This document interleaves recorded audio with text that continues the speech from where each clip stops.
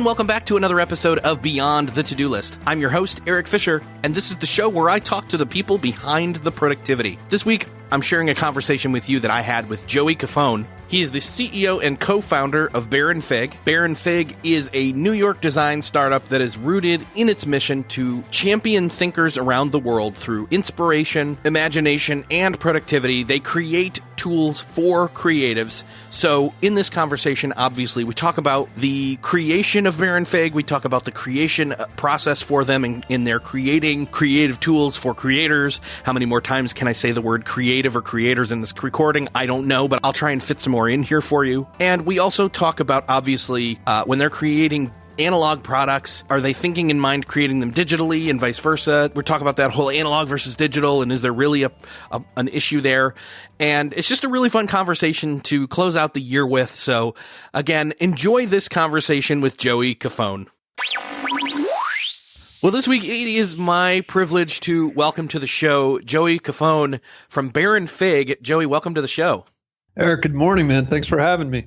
Well, thanks for being here. And so you've got this strange, it's not a strange position. It's strange for me though, because notebooks and other analog tools and all this kind of stuff, they never really fell out of favor. They've been around for forever. It's the original productivity tool in a lot of ways.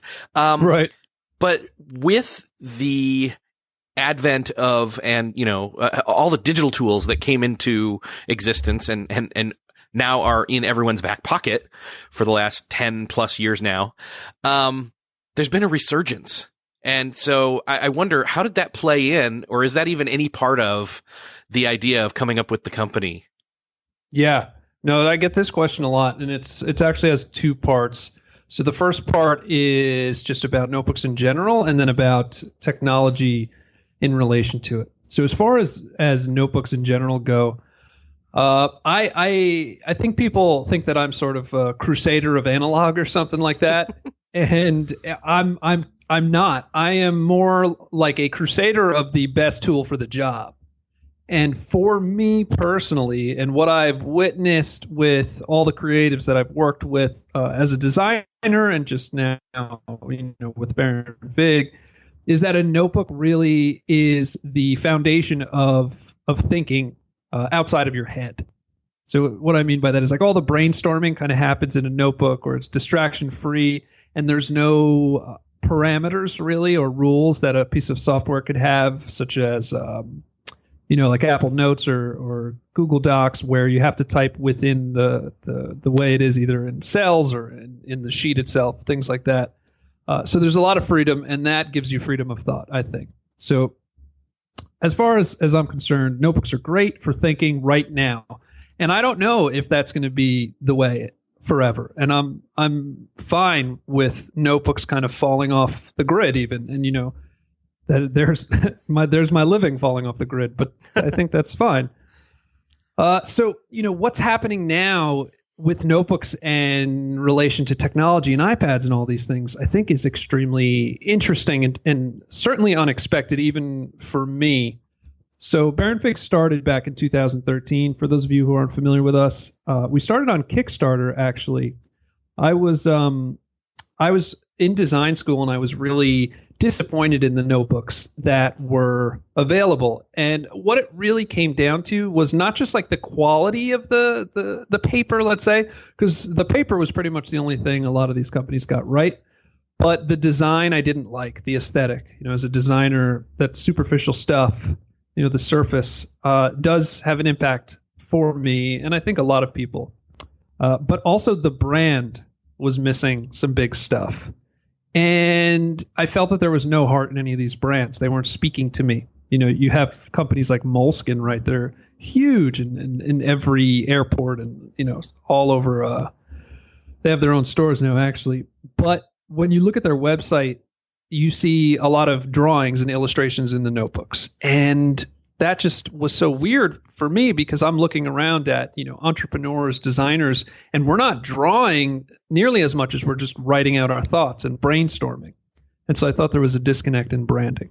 Anyway, to get back on track. So what I'm realizing now is when I started that back in 2013 and we did the Kickstarter and we did 10,000 notebooks in 30 days, which was totally wild. I'm realizing that now the younger generations, I'm 31, they grew up with computers. Computers are not really anything new. Whereas notebooks, in some sense, are a novelty because everything is about technology and computers nowadays, all the latest stuff. And yet I see more and more younger people stepping back and using notebooks because it's sort of like a quote unquote new experience and a different experience. Does that make sense? Yeah, it's almost like I'm going to throw a word out there in a second, but first I'll say it's got this vintage feel to it where it's got this classic, tried and true, just foundational ethos to it. Of course, then a lot of people are like, "Ooh, those hipsters with their notebooks." There's the word hipster. So, yeah, I get people go, "Oh man, Joey, that hipster from Brooklyn," and I'm like, pretty much the whole time, I'm like, "Dude, I live in Queens." Enough. But anyway, yeah. So long story short, I think notebooks are the best tool for the job when it comes to brainstorming. Yeah, and I want to get into a little bit more of that, but first I want to also kind of hint at the fact that the brand, the name of the brand specifically, I was intrigued to find out that it's not just a fancy sounding name, which a lot of people could think is the case. Baron Fig, like Baron, there was this character named Baron Fig, and he used to carry his notebook. I'm making up a narrative here as I go, but that there's actually some really cool meaning behind the name. I'd love for you to share about that. Right. So it all happened in a Thai restaurant back in 2013 with a couple buddies. And I said to them, I really like the word Baron, but it doesn't sound that good alone. And so my one friend, Scott, without hesitation goes, how about Fig? And me and Adam, who ended up being my co-founder at Baron Fig, we're both like, what does that mean, Baron Fig? And he's like, I don't know. It just came to mind. And I'd spent the next 3 or 4 months trying to come up with a better name, because if it's a company about ideas, how can I have a name that means nothing? So I had tried. I must have come up with, I want to say a list of 300 names for these guys to review. Finally, I looked up the etymology of the word Baron and the word Fig, and I found out that Baron is a symbol of Apollo, and Fig is a symbol of Dionysus, and they're brothers of order and chaos. And I realized that perfectly reflected the creative process of having the discipline to work at your craft, but also the ability to be impulsive and play and come up with things that you haven't tried before. And so then the name worked, and we ran with it. I love it. And I think that's a great embodiment of kind of what you do and what you do for creatives. And in fact, what creatives do is kind of work within, an order, but be crazy and creative and impulsive, but at the same time, fall back on the discipline, the hard work. It's extremely difficult balance to keep. Most of us either have one or the other, but it's very hard to kind of keep both in check. So one of the cool things I think is that you guys have this, again, you're a small company, but even small companies can have a culture, and your mission is this idea of being there to champion thinkers with inspiration, with imagination, and productivity. And I'd love for you to kind of share how you take each of those three things and not only live that out in the company, but let's even talk a little bit about what you guys make and how it's really well made. First off, because I'm holding a confident. Is it confidant or confident? Confidant. Confidant. Like your best bud. Yes, it's a Confidant 2, in fact, in my hand. And this thing is solid. I would be proud to hold a notebook like this and walk around. But, yeah, those things that is in your culture that you embody as the company, as well as are there to provide for, the thinkers, the creatives that are coming to you for your tools. The mission has really evolved a lot in small ways, I guess.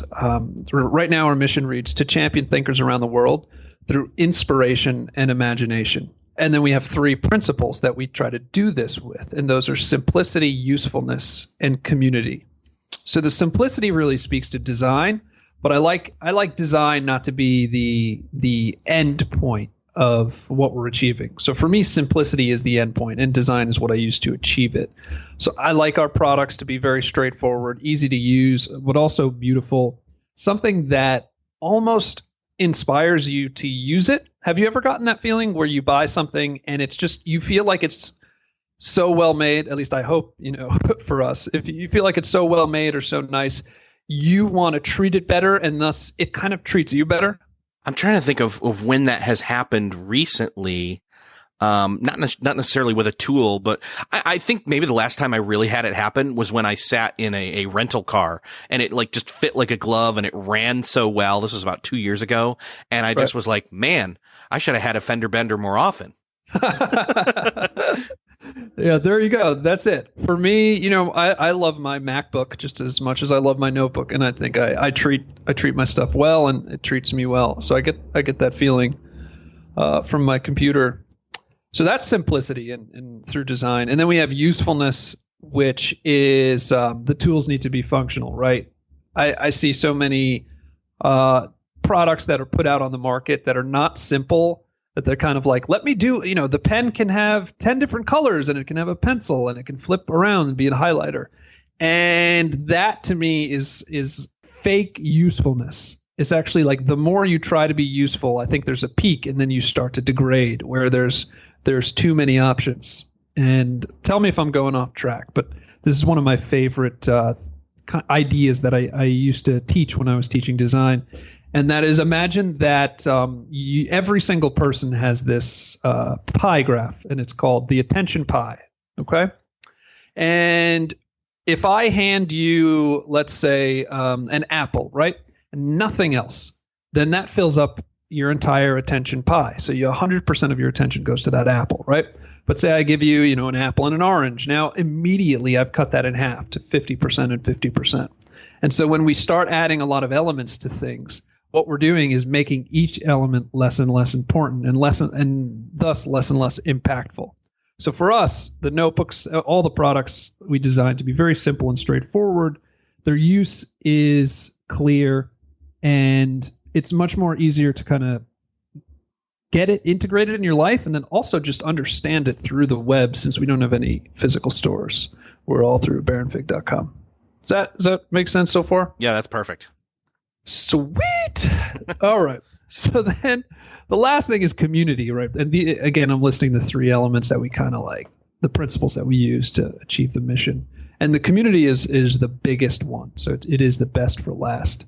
And we like to say that our products are designed by the community, and they really are in every way but the literal sense. Like, clearly that we don't have 1,000 people reaching through their screens and manipulating the products, but we have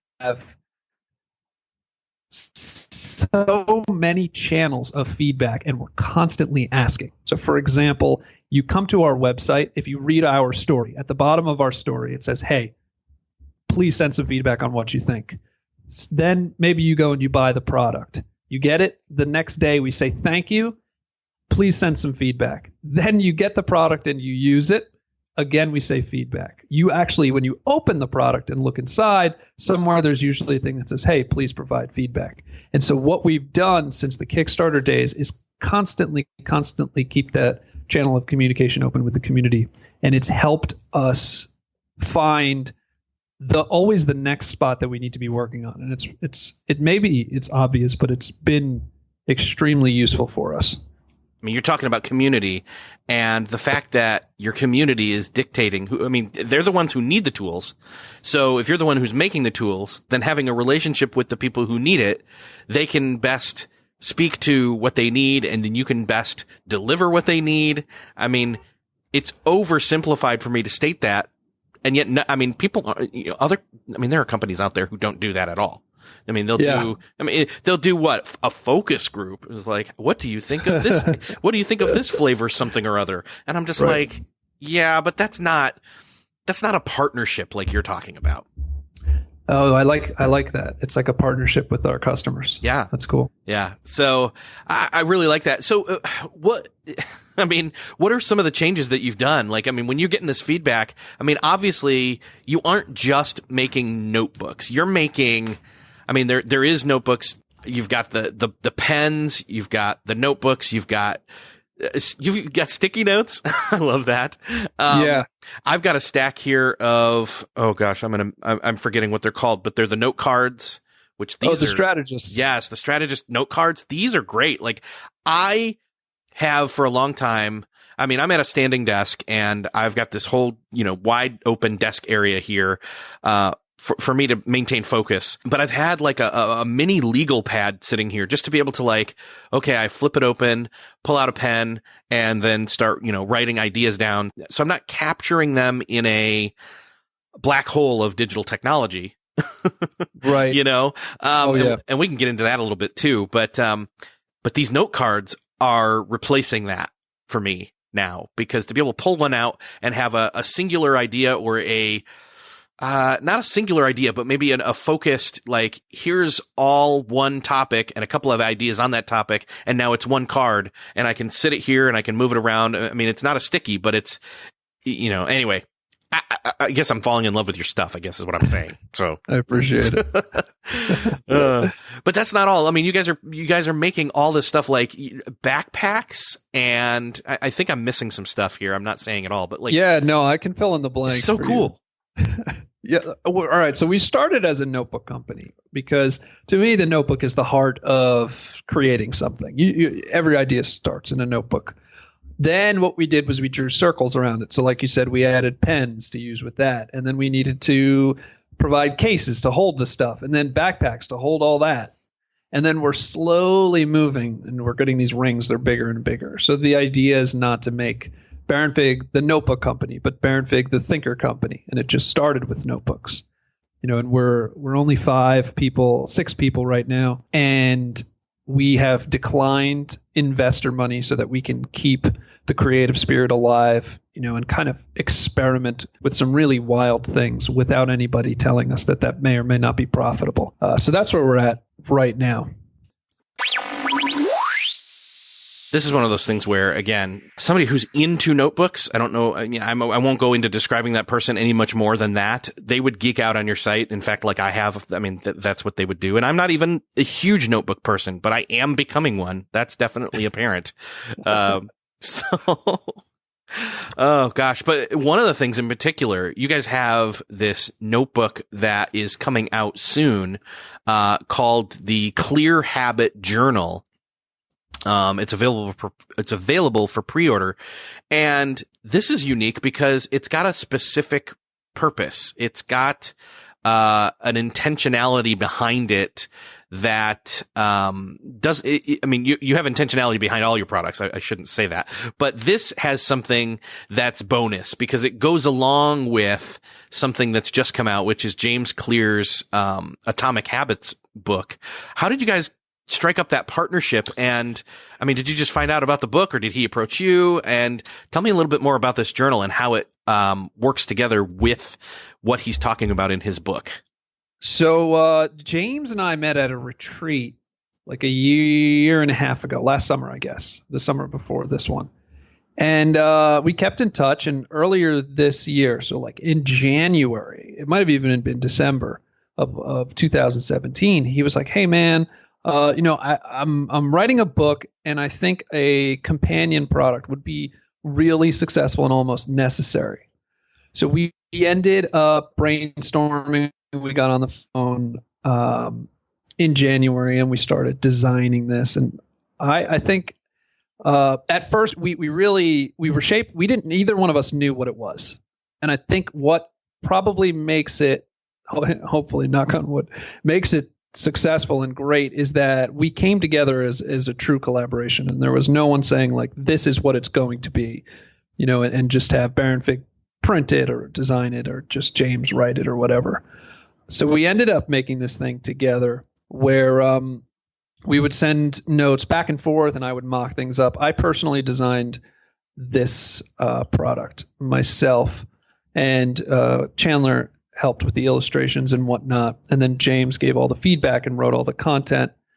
And what we came up with is really, it says clear around James's Atomic Habits notebook, and it provides you a perfect format in the back of the book with habit trackers so that you can track your habits either monthly or yearly or weekly. There's a bunch of different ways you can use it. But it's also, in general, just a really great notebook that is aimed at boosting your productivity. James wrote a bunch of toolkits in the back of the notebook, and they each help you do something different. So, for example, of course, we have the habit tracker toolkit, which is just templates for tracking your habits. But then we have the decision-making toolkit, which James writes methods for what he calls more effective thinking. So like a decision journal or second-order thinking. Are these ideas familiar? Yes. Sweet. And James probably has or will speak to you about this. Eisenhower box and all these cool methods that different people have employed to reach their goals or to kind of like move things forward. And then we have fitness trackers and toolkits and just a lot of ways where you can make this notebook fit your life and have it work for you. As I looked at this, I thought, man, okay, I've got to get my hands on this for January, because again, in talking with James recently, and that episode will have just come out before this one. I honestly have to admit that was one of probably the most impactful episodes of the show that I've ever put out there. And it's still something I'm wrapping my head around a little bit more and trying to figure out how to implement. But this is a great tool to have in the arsenal to work along with that, methodology and approach to habits, and especially because how important habits are. So. Yeah. James right now, I mean, he's on fire. He got New York Times bestseller, and he's just been going from, interview to interview. He's been on TV, and he just has, just having finished the book, he has all of this information and this data at the top of his mind. And it's fascinating to listen to him kind of dig into different approaches and ideas about habits and forming habits. Yeah. Well, and the great thing that it's actually his first book, which is insane. So I told him I'm looking forward to seeing what your next book is. And he said, yeah, hopefully it won't take as long as this one did, which was like 6 years. But I mean, honestly, it was one of those things where when you have an idea, you take your time, what the right, amount of work that's needed for it is. You design it correctly, do all the research, get it together. I mean, of course it took that long, but I think it was worth it, because I think it's one of those more or even most impactful books out there in the space. So yes. James slow and steady won the race for sure. Yeah. I mean, it's just getting started, and it already shot up there. So I love seeing that you guys have this journal coming out. I can't wait to get my hands on it. You guys aren't just doing this journal though, and or the notebooks and the pens and everything like that. You guys are still, again, you're doing all these different things. Like you've got a podcast for I love that it's called the Eureka Podcast for Thinkers. Thanks. Yeah, the podcast is a fun thing to do, and it started out as an experiment, and we just kept going. Like sitting down like this and talking to people. It's beneficial for the business, sure, but it's really just enjoyable. Yeah, I was taking a look at it, and I subscribed, by the way. Thank you. It's one of those things where, I love to hear people talk about how they come up with their ideas.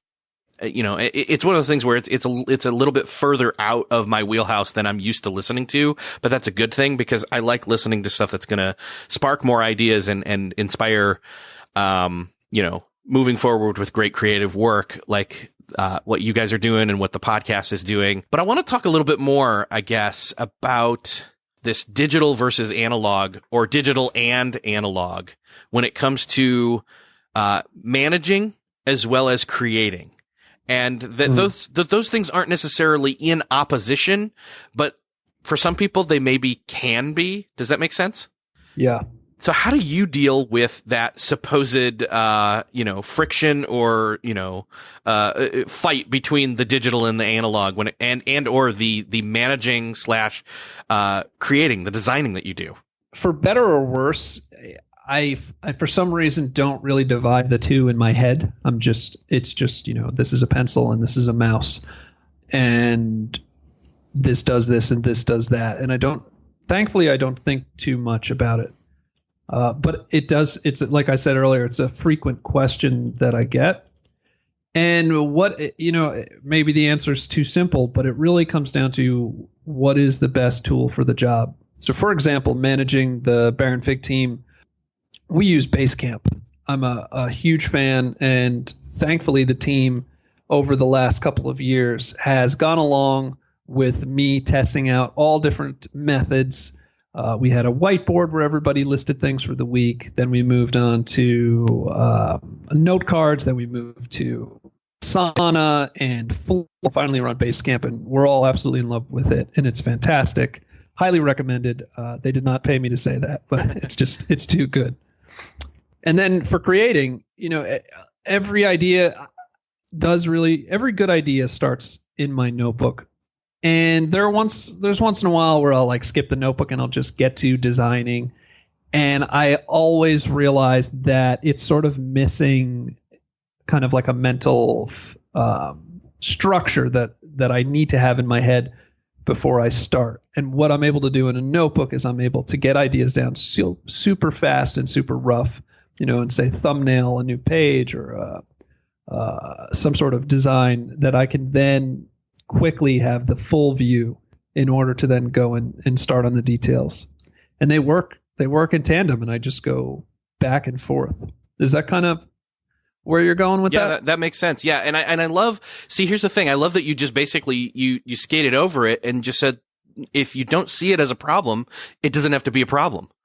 It's, different jobs and different tools for different jobs. And, even the fact that you stated like, look, I start off, the best things come when I start off in the notebook. Yes. And I just bought the new iPad that came out. And I got one a year ago, so I'm like, I'm not going to upgrade, at least not yet. So. Yeah, no, I understand. I mean, I kind of upgrade half because I want it, but also half because I do want to stay up to date on what the latest, notebook competition is facing, sort of. Yeah. Right. Yeah. You can say it's quote research. Exactly. And, I really wanted to get into the last year's one with the Apple Pencil and everything. And I found myself going back to the notebook, and I gave it to our other designer, Chandler, and he also was going back to the notebook. And that's a good sign, sure. But, in a weird way, I mean, there's Joey, the, founder of Baron Fig, and there's Joey, the person, the designer and the creative is I kind of am rooting for Apple. And in rooting for Apple, I'm aware that I am kind of betting against Baron Fig. But the worst thing I can do as a founder and as an entrepreneur is be in denial of my market, be in denial of our, one of our key products. So I'm really just constantly exploring what that means for us and going forward. Yeah, I think that I was impressed. I mean, I was watching it. I've played a little bit with the pen and the iPad in the old iteration. I haven't seen the new one. But again, so here's the other thing that's unique to me, I guess, is I don't really love my own handwriting. So it's like handwriting. It was always like, right.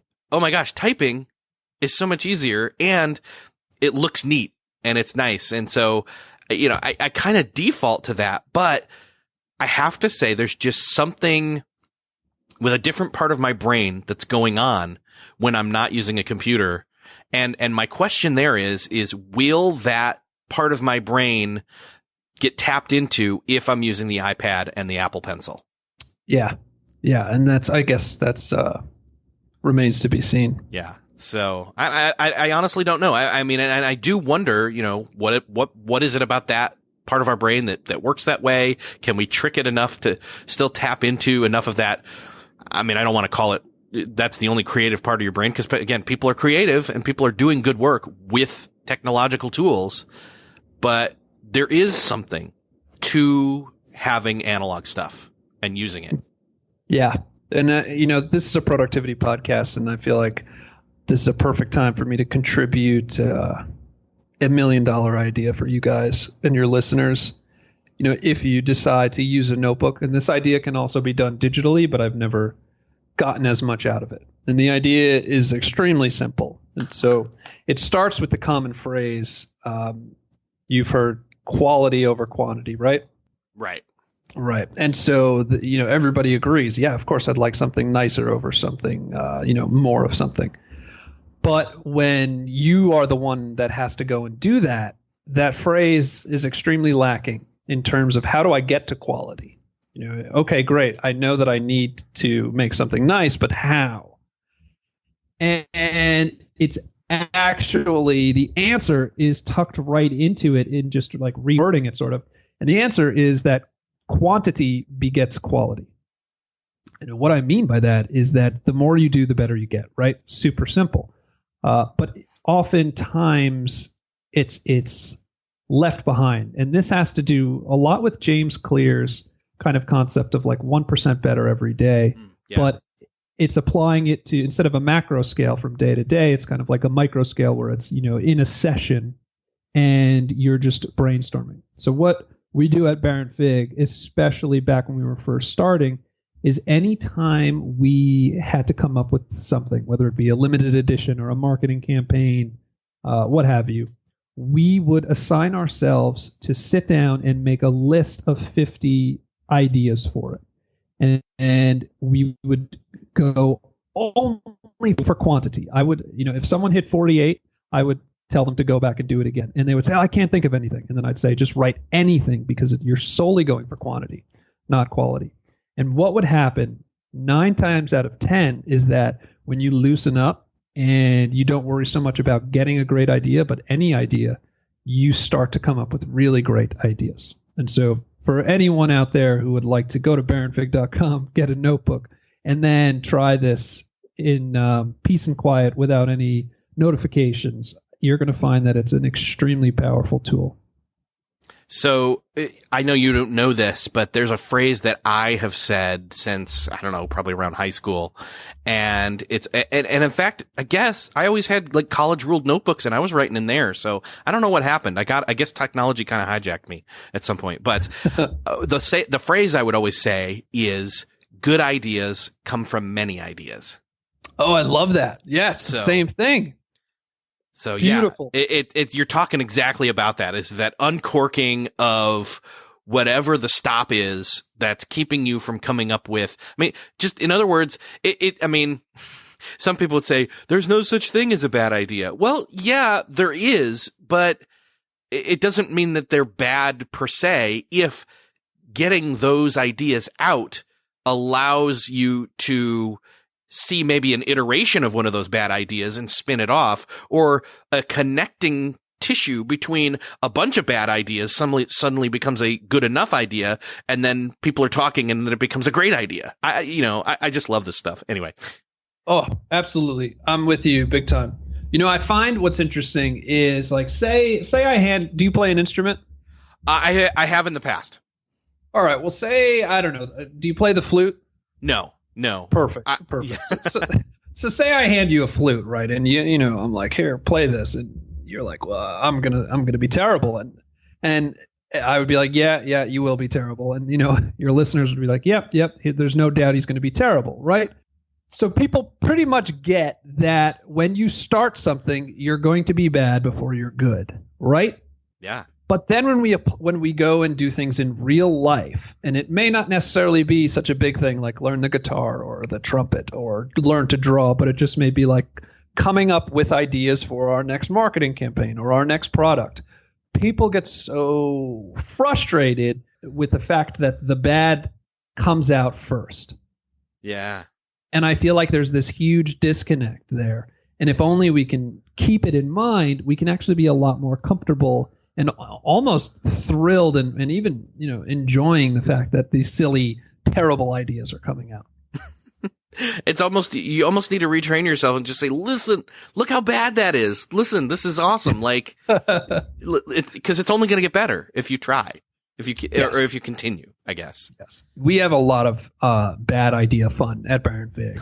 It's just like, what if we rented 100 cats and then ran around in a hot air balloon with a bottled ship. I don't even know what I'm talking about, but we don't censor ourselves is my point. And not only do we have fun as a team, but we come up with some really exciting and interesting things that we get to do. Yeah, man, I'm excited. I'm excited. You guys haven't been, when was it? 2013, which was the Kickstarter?